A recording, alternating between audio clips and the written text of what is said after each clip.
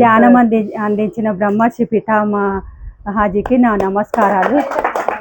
స్వర్ణలత స్వర్ణలత రెడ్డి మేడానికి, రాధాకృష్ణారెడ్డి సార్కు నా పాదాభివందనములు.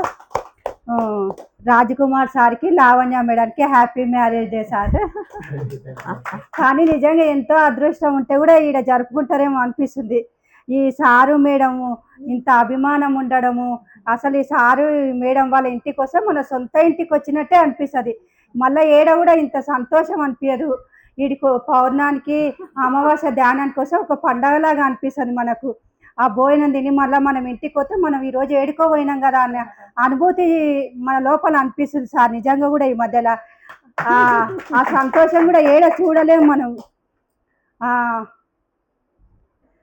ఈ మూల చైతన్య పిరమిడ్లో నిజంగా చాలా శక్తి ఉంది. ఎన్నో అనుభవాలు చూసినాము. నేను ఈ ధ్యానం చేసిన తర్వాత మన లైఫ్ కూడా ఒక క్రమశిక్షణగా మారింది.